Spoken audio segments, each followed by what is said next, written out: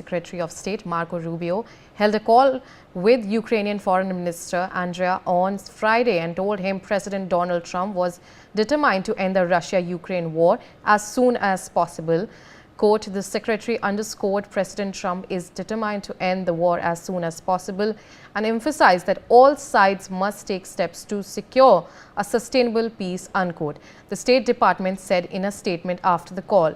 Rubio held a separate call to discuss the war earlier in the day with French Foreign Minister Jean-Noël Barrot, according to the State Department. Meanwhile, some breaking news coming in. US President Donald Trump has threatened sanctions against Russia, and he has stated that Russia is absolutely, quote, pounding, unquote, Ukraine. He further said that he's considering tariffs till final peace agreement. So that's the latest that's coming at this point of time. We have seen that during the Russia-Ukraine war, now Trump has also said that he is going to set to impose sanctions against Russia if Russia does not stop this absolute pounding.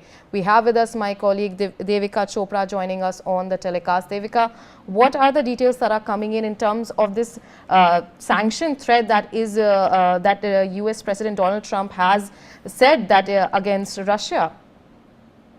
Okay, so this is the latest that we're learning as far as the war is concerned now, Ria.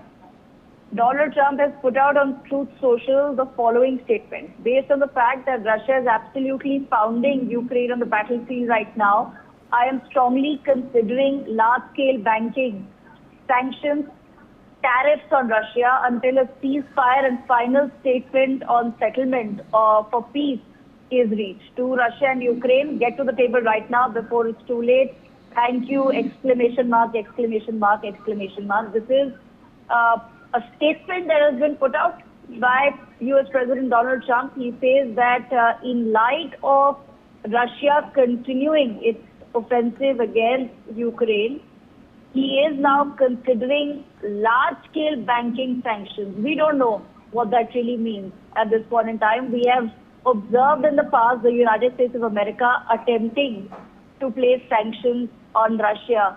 Those sanctions did not work.